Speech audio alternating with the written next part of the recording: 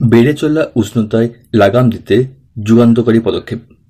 মহাকাশে গেল বিশেষ কৃত্রিম উপগ্রহ। বিশ্ব উষ্ণায়ন যে দ্রুততার সঙ্গে পৃথিবীর আবহাওয়া বদলে দিচ্ছে, যেভাবে তার ভয়ঙ্কর কুপ্রভাব ছড়িয়ে পড়ছে বিশ্বের প্রতি কোণায়, যেভাবে গরম বেড়ে চলেছে, তাতে মানব সভ্যতায় আগামী দিনে সংকটের মুখে। আর তা হাড়ে হাড়ে টের পাচ্ছেন বিজ্ঞানীরা।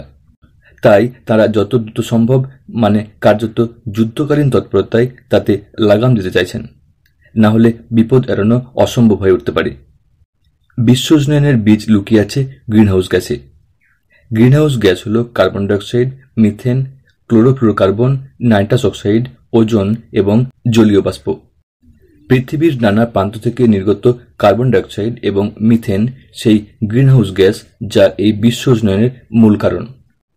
নাসা এবার সেই গ্রিনহাউস গ্যাস পৃথিবীর ঠিক কোথা কোথা থেকে কখন সবচেয়ে বেশি নির্গত হচ্ছে তাতে নজরদারি করতে মহাকাশে একটি কৃত্রিম উপগ্রহ পাঠিয়েছে। গত এক শুক্রবার স্পেসএক্স ফ্যালকন 9 রকেটে চেপে ক্যালিফোর্নিয়ার ভ্যান্ডেনবার্গ স্পেস ফোর্স বেস থেকে পাড়ি দেয় এই ইমেজিং স্পেকট্রোমিটার।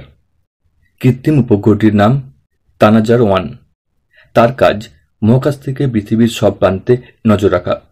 যেখানেই গ্রিনহাউস গ্যাসের অতিরিক্ত নির্গমন সে দেখতে পাবে, বা যেসব জায়গা থেকে গ্রিনহাউস গ্যাস সবচেয়ে বেশি নির্গত হয়, তার মানচিত্র সে তৈরি করবে, তথ্য পাঠাবে পৃথিবীতে থাকা বিজ্ঞানীদের কাছে। এতে গ্রিনহাউস গ্যাসের নির্গমন মাত্রা কমানো সম্ভব বলে মনে করছেন বিশেষজ্ঞরা। কারণ সেক্ষেত্রে যেখান থেকে গ্রিনহাউস গ্যাসের নির্গমন সবচেয়ে বেশি, সেখানে পদক্ষেপ করা সম্ভব হবে। এমন গ্রিনহাউস গ্যাস নির্গমন সংক্রান্ত তথ্য সরবরাহ করা কৃত্রিম উপগ্রহ এই প্রথম মহাকাশে কাজ শুরু করল। এটা অবশ্যই নাসার এক বড় সাফল্য।